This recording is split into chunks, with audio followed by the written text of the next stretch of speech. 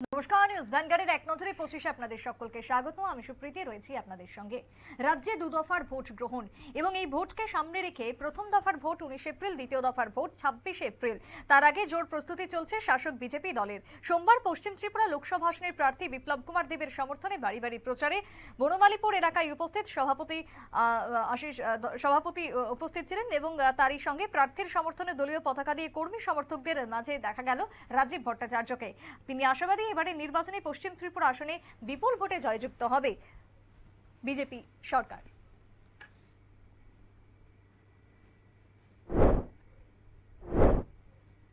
নির্বাচন বিধি চালু হওয়ার পর ইতিমধ্যে কমিশন এবং দপ্তর থেকে বেশ কিছু নির্দেশিকা জারি করা হয়েছে। উল্লেখ করা হয়েছে সরকারি জায়গাতে কোনো রাজনৈতিক দলের ছবি কিংবা প্রার্থীর কোনো ছবি থাকতে পারবে না। কিন্তু বর্তমানে রাজধানীর বেশ কিছু অঞ্চলে এখনো সরকারি জায়গাতে এই সমস্ত ছবি কিংবা দলীয় পতাকাগুলো রয়েছে। এই সমস্ত বিষয়গুলি প্রশাসনের নজরে আনতে সোমবার সাংবাদিক সম্মেলন সিপিএম দলের পক্ষ থেকে প্রশাসনের কাছে আবেদন প্রত্যেকেই করেন যে সমস্ত জায়গাতে এখনো প্রচারের বিভিন্ন বিজ্ঞাপনগুলি রয়েছে তা যেন অচিরেই খুলে ফেলা হয়। নির্বাচন যত এগিয়ে আসছে ততই যেন প্রচারে ঝড় তুলতে শুরু করেছে প্রতিটি রাজনৈতিক দল। তবে সেক্ষেত্রে বেশ কিছু স্থানে রাজনৈতিক দলগুলোর ফ্ল্যাগ ফেস্টুন লাগানো নিয়ে নানা মতবিরোধ তৈরি হয়েছে। এই বিষয়ে আরো কিছু অভিযোগ জানাতে পশ্চিম জেলার রিটার্নিং অফিসারের সাথে বৈঠক করলেন কংগ্রেস নেতৃত্বরা। সর্বভারতীয় কংগ্রেস কমিটির সম্পাদিকা জারিতা লাইটফ্লাং এবং প্রদেশ কংগ্রেস কমিটির সাধারণ সম্পাদক প্রশান্ত সেন চৌধুরী সাক্ষাৎ করলেন জেলা শাসকের সঙ্গে। পাশাপাশি অবাধ এবং শান্তিপূর্ণভাবে ভোট গ্রহণের আহ্বান জানান কংগ্রেস নেতৃত্ব।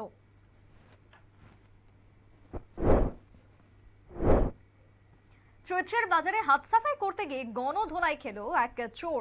নাম ফারুক উদ্দিন, যুবকের নাম। ধর্মনগর সরকারি মহাবিদ্যালয়ের ছাত্রী পূজা নাথের মোবাইল চুরি করতে যায় সে এবং পালিয়ে যাবার সময় সাধারণ মানুষের হাতে ধরা পড়ে ফারুক উদ্দিন। সেখানে উত্তম মধ্যম দেয় ফারুককে সকলেই। পরবর্তীতে ধর্মনগর থানার পুলিশ ফারুককে উদ্ধার করে নিয়ে যায় থানায়। চৈত্রের বাজারে সাধারণ মানুষের নিরাপত্তা নিয়ে এবার প্রশ্ন উঠতে শুরু করেছে ধর্মনগরে। দীর্ঘ এক মাস সিয়াম সাধনের পর আসছে খুশির ঈদ। গোটা বিশ্বের সাথে রাজ্যেও এই দিনটি পালন করা হবে আগামী 11 এপ্রিল। এই উপলক্ষে বেসরকারি মাদ্রাসাগুলিতে উপহার তুলে দেওয়ার আয়োজন করেছে মাদ্রাসা পরিচালন কমিটি। সোমবার পশ্চিম চন্দ্রপুর গ্রামের বেসরকারি শাহবিয়া মাদ্রাসার 100 ছাত্রছাত্রীর হাতে তুলে দেওয়া হলো বস্ত্র এবং অন্যান্য সামগ্রী। অনুষ্ঠানে উপস্থিত ছিলেন মাদ্রাসার কর্ণধার সৈয়দ হেদায়েত হোসেন, পশ্চিম চন্দ্রপুর গ্রামের উপপ্রধান সিদ্ধার্থ ভট্টাচার্য, সিরাজুল ইসলাম সহ আরো অনেকেই। শুধু শহর কিংবা সমতল নয়, শহরতলির বাইরে বিভিন্ন মহকুমাগুলিতেও চলছে শাসক এবং বিরোধী দলের জোর প্রচার।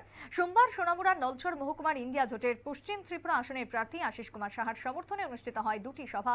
সোনামুড়া বিধানসভা এলাকার রাধা মাধব চৌমুহনী এলাকায় অনুষ্ঠিত পথসভায় অংশ নেন বিধায়ক শ্যামল চক্রবর্তী, প্রার্থী আশিস কুমার সাহা, সিপিএম সোনামুড়া মহকুমা সম্পাদক রতন সাহা সহ দলীয় নেতৃত্বরা।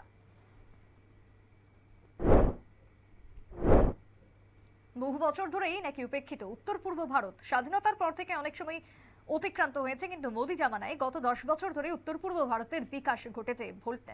ভোল পাল্টে গেছে উত্তর পূর্বের রাজ্যগুলির। পরিত্যক্ত অঞ্চল থেকে বর্তমানে উত্তর পূর্বাঞ্চল হয়ে উঠেছে প্রাচুর্যের ভরপুর। অসম ট্রিবিউনকে দেওয়া একটি সাক্ষাৎকারে এই কথা বললেন প্রধানমন্ত্রী নরেন্দ্র মোদী। ভোটারদের পবিত্র ভোটাধিকার প্রয়োগ করার ক্ষেত্রে বা অনেকটাই সহজ পদ্ধতি ব্যবস্থা গ্রহণ করেছে নির্বাচন কমিশন। কমিশন ঘোষণা করেছে প্রাকৃতিক দুর্যোগ কিংবা অন্য কোনো কারণে ভোটার কার্ড, আধার কার্ড সহ 10টি পরিচয়পত্রের উল্লেখ করা হয়েছে তা না থাকলেও ভোটাধিকার প্রয়োগ করতে পারবেন ভোটাররা। বিএলও বা ব্লক লেভেল অফিসারদের দেওয়া ক্লিপের মাধ্যমে ভোট দিতে পারবেন ভোটাররা। উল্লেখ্য, আগামী 19 এপ্রিল প্রথম পর্যায়ের ভোটে দেশের মোট 102টি আসনের ভোট গ্রহণ হবে, যার জন্য ভোটারদের বিশেষ নির্দেশ দিয়েছেন নির্বাচন কমিশন। আগামী 16 এপ্রিল থেকে শুরু হচ্ছে অষ্টাদশ লোকসভা নির্বাচনের ভোট গ্রহণ প্রক্রিয়া। আগামী 19 এপ্রিল থেকে শুরু হচ্ছে। মোট 7 দফায় এবার অনুষ্ঠিত হবে ভোট এবং তারই প্রস্তুতি একবারে তুঙ্গে রয়েছে। এবারে ভোটের প্রতি তাৎপর্যপূর্ণ প্রতিটি রাজনৈতিক দল, যার কারণে বাড়তি গুরুত্ব নির্বাচন দপ্তরের। স্পর্শকাতর এবং অতি স্পর্শকাতর রাজ্যগুলিতে ভোট পরিচালনার জন্য অতিরিক্ত কেন্দ্রীয় বাহিনী পাঠানোর সিদ্ধান্ত নিয়েছে কমিশন। সেই মোতাবেক রাজ্যে রাজ্যে ইতিমধ্যেই কেন্দ্রীয় বাহিনী ঢুকতে শুরু করেছে। ত্রিপুরা সহ সমস্ত রাজ্যগুলিতে আরো বেশি পরিমাণে কেন্দ্রীয় বাহিনীর পাঠানোর সিদ্ধান্ত গৃহীত। আমাদের সাথে সিরিয়ার একের পর এক হামলা চালিয়েছে ইরানি সেনা। সম্প্রতি সিরিয়ার মাদাগাস্কে ইরানি দূতাবাসে হামলা চালানোর অভিযোগ উঠল ইসরায়েলি সামরিক বাহিনীর বিরুদ্ধে। এই যুদ্ধ নিয়ে আমেরিকাকে নাক না গলানোর পরামর্শ দিল ইরান, যার কারণে এই যুদ্ধে আরো ভয়ানক হতে পারে বলে মনে করছে বুদ্ধিজীবী মহল। কারণ এর আগে হামাসের সাথে যুদ্ধে ব্যাপক ক্ষয়ক্ষতি হয়েছে, গোটা বিশ্বের সমালোচনার মুখে পড়েছে এই পরিস্থিতি।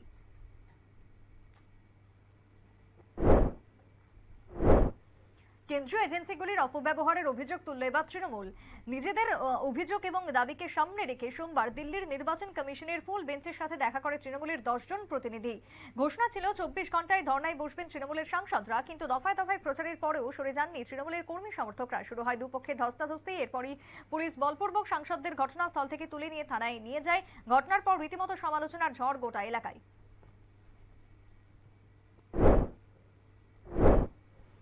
দিল্লির আবগারি দুর্নীতি মামলায় স্বস্তি মিলল না ভারত এবং রাষ্ট্র সমিতি বিআরএস নেত্রী কবিতার। 16 বছরের ছেলে পরীক্ষা দেবে, তার জন্য অন্তর্বর্তীকালীন জামিন চেয়েছিলেন এই নেত্রী, কিন্তু সোমবার দিল্লির রাইস এভিনিউ আদালত এই অন্তর্বর্তী জামিনের খারিজ করে দেয় বলে খবর, যার কারণে আপাতত তিহার জেলেই থাকতে হবে তেলেঙ্গানার প্রাক্তন মুখ্যমন্ত্রী কে চন্দ্রশেখর রাওয়ের কন্যা কবিতাকে।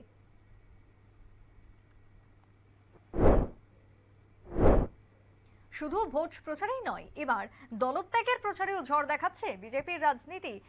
শুধু শাসক দল নয়, বিরোধী এবং অন্যান্য দলগুলিতেও চলছে একই পরিকল্পনা। তবে ভোটের টিকিট না পেলে দল ছেড়ে বিরোধী দলে চলে যাচ্ছেন নেতৃত্বরা। 2014 সালে লোকসভা ভোটের আগে কংগ্রেস ছেড়ে বিজেপিতে যোগ দিয়েছিলেন বীরেন্দ্র সিং। ভোটে জয়লাভ করে মোদীর মন্ত্রিসভার গ্রাম উন্নয়ন এবং পঞ্চায়েত রাজ দপ্তরের মন্ত্রী পালন করেছিলেন তিনি, কিন্তু এবছর প্রার্থী হিসেবে ঘোষণা না হওয়ায় হরিয়ানার প্রভাবশালী নেতা প্রাক্তন কেন্দ্রীয় মন্ত্রী চৌধুরী বীরেন্দ্র সিং দল ছাড়ার সিদ্ধান্ত নিলেন। মঙ্গলবার এক অনুষ্ঠানের মধ্য দিয়ে তিনি বিজেপিতে যোগ দেবেন, বিজেপি ছেড়ে কংগ্রেসে যোগ দেবেন। একদিকে চলছে নতুন বছরকে বরণ করবার প্রস্তুতি এবং অন্যদিকে মুসলিম ধর্মাবলম্বীরা ব্যস্ত রয়েছেন রমজান মাস নিয়ে। এরই মধ্যে মানব সেবায় নিজেদের সামিল করল সোনামুড়া নগর সামাজিক সংস্থায়। সোমবার এক অনুষ্ঠানের মধ্য দিয়ে সোনামুড়া মহকুমার বেজিমারা গ্রাম পঞ্চায়েতের নূর মিয়ার অসুস্থ পুত্র আনোয়ার হোসেনের চিকিৎসার জন্য 10,000 টাকা তুলে দেওয়া হলো সংস্থার পক্ষ থেকে। পাশাপাশি ইফতার পার্টির আয়োজন করলো এই সংস্থা।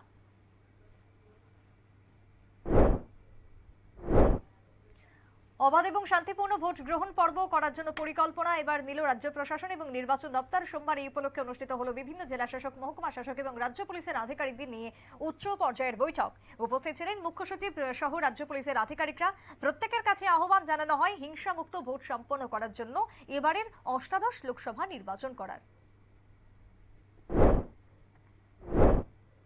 শুধু পথসভা কিংবা জনসভাতেই থেমে থাকতে চাইছে না আগরতলা পুর নিগমের মেয়র তথা সাত রামনগরের প্রার্থী দীপক মজুমদার। সোমবার পদযাত্রায় বাড়ি বাড়ি প্রচারেও তিনি বেরিয়েছেন। কৃষ্ণনগরের মেহের কালীবাড়ি এলাকায় প্রতিটি বাড়িতে ভোট প্রচারে গিয়েছিলেন তিনি। দলীয় কর্মী সমর্থকদের নিয়ে প্রচার অভিযানকে ঘিরে উৎসাহ ছিল প্রত্যেকের মধ্যেই। বিদ্যুতের ছোবলে মৃত্যু হলো এক যুবকের। খয়েরপুরে নিজ বাড়িতে মোটর লাইনে বিদ্যুৎ সংযোগ দিতে গিয়ে বিদ্যুৎ পৃষ্ঠ হয়ে মৃত্যু হয় অমিত রুদ্রপালের বলে খবর। খয়েরপুরের 39 নম্বর বুথের পৃষ্ঠাপ্রমুখ ছিলেন অমিত। দ্রুত তাকে নিয়ে যাওয়া হয় জিবি হাসপাতালে, সেখানে চিকিৎসকরা তাকে মৃত বলে ঘোষণা করেন। এদিকে অমিতের মৃত্যুর সংবাদ পেয়ে জিবি হাসপাতালে ছুটে যান এলাকার বিধায়ক রতন চক্রবর্তী সহ আরো অনেকেই।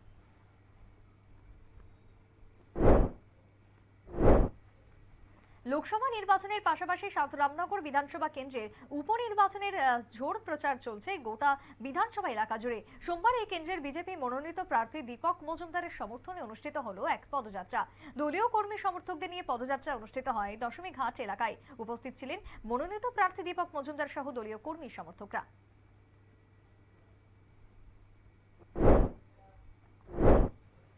অষ্টাদশ লোকসভা নির্বাচনকে সামনে রেখে রাজনৈতিক দল বিভিন্ন রকমের প্রচার শুরু করেছে। পাশাপাশি এবার লোকসভা নির্বাচনে বিজেপি প্রার্থীদের জয়ী করার আহ্বান জানালো বিজেপি লিগ্যাল সেলের প্রতিনিধিরা।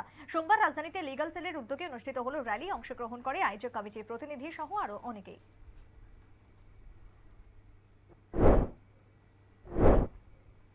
আবকি বার 400 পার, মূলত এই স্লোগানকে সামনে রেখে বিজেপির রোড শোতে উপস্থিত মানিক সাহা পশ্চিম ত্রিপুরা লোকসভা আসনের বিজেপি প্রার্থী বিপ্লব কুমার দেবের সমর্থনে রোড শোতে এলাকার বিভিন্ন পথ পরিক্রমা করে।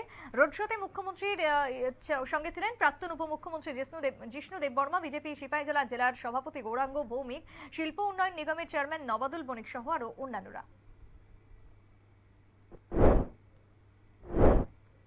ক্ষোভে ফুঁসছেন কৃষ্ণপুর বিধানসভা কেন্দ্রের লক্ষ্মীপুর গ্রাম পঞ্চায়েতের মহারানীপুর কমলা জেলার গিরিবাসীরা।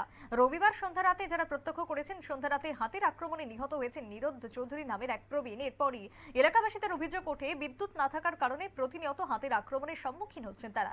যদিও বিধানসভা নির্বাচনের আগে এলাকার বিধায়ক তথা বিজেপির বর্তমানে তপশিলি উপজাতি দপ্তরের মন্ত্রী বিকাশ দেববর্মা এলাকাবাসীদের আশ্বস্ত করেছিলেন হাতির দৌরাত্ম্য কমাবেন তিনি, কিন্তু অতিক্রান্ত হয়ে গেল প্রায় 1.5 বছর, এখনো ল্যাম্পপোস্টে জ্বলেনি আলো, যার কারণে অন্ধকারের সুযোগে প্রতিনিয়ত ঘটেই চলেছে একের পর এক দুর্ঘটনা। সোমবার নিহত নীরদ চৌধুরীর পরিবারের হাতে আর্থিক 50,000 টাকা চেক তুলে দিলেন বন দপ্তরের পিসিসিএফ অবিনাশ কনফারে। পারিবারিক বিবাদকে কেন্দ্র করে গুলিবিদ্ধ হলেন বিপদিনী দেববর্মা নামের এক উপজাতি রমণী। রবিবার মধ্যরাতে ঘটে লেফুঙ্গা থানা এলাকায় এই দুর্ঘটনা। রক্তাক্ত উপজাতি রমণীকে ভর্তি করা হয়েছে জিবি হাসপাতালে। তবে কে এবং কেন তার উপরে গুলি নিক্ষেপ করে সেই বিষয়ে অবশ্য এখনো কোনো তথ্য সংগ্রহ করতে পারেনি পুলিশ। এদিকে ঘটনাকে ঘিরে উত্তপ্ত গোটা এলাকা।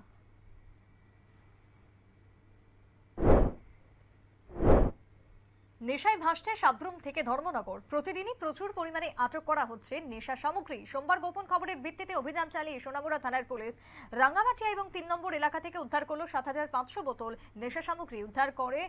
উদ্ধারকালে পুলিশের অভিযান দলটি তাজুল ইসলামের বাক্স খাটের ভেতর থেকে নিষিদ্ধ কফ সিরাপ ফেন্সিডিল উদ্ধার করে, যার আনুমানিক বাজার মূল্য 50,000 টাকা বলেই জানিয়েছেন পুলিশ। এদিকে একটি মামলা হাতে নিয়ে পুলিশ তদন্ত শুরু করেছে।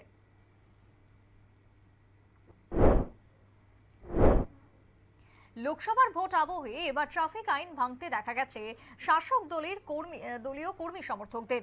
রাজধানীর প্রতিটি বাইক র্যালিতে এই চিত্র পরিলক্ষিত। প্রত্যেক বাইকে দুজন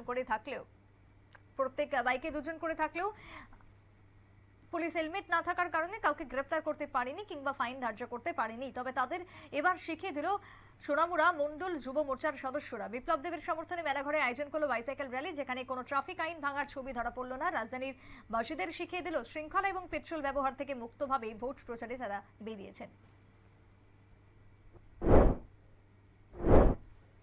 এবছর রাম মন্দিরে প্রথম পালন করা হবে রাম নবমী। নবমী তিথি মন্দিরে প্রতিষ্ঠিত রামলালার কপালে আঁকা হবে সূর্য তিলক। বিজ্ঞানীরা যেভাবে কাজ করছেন, তাদের আশা রামলালার কপাল থেকে বেরোবে জ্যোতি। গত 22শে জানুয়ারি উদ্বোধন হয়েছিল রাম মন্দির। সেই সময় ঘোষণা করা হয়েছিল প্রতি বছর চৈত্র শুক্ল তিথি অর্থাৎ রামনবমীর দিনে সূর্যের রশ্মি রামলালার মূর্তির ললাটে সূর্য তিলক এঁকে দেওয়া হবে, যার কারণে ভারতীয় বিজ্ঞানীরা থেকে শুরু করে মহাকাশ এবং তথ্য প্রযুক্তি মন্ত্রী জিতেন্দ্র সিং ব্যস্ত রয়েছেন। প্রত্যেকের ধারণা এবার এই রামনবমীর দিনে বিজ্ঞান এবং তথ্য প্রযুক্তির মধ্যে দিয়ে এই ঘটনাটি বাস্তবায়িক রূপ নিতে পারে। এখনকার মতো এক নজরে 25শে পর্যন্তই। পরবর্তী নিউজ আপডেট এবং টকশো দেখার জন্য চোখ রাখবেন শুধুমাত্র নিউজ ভ্যানগার্ডের পর্দায়। নমস্কার।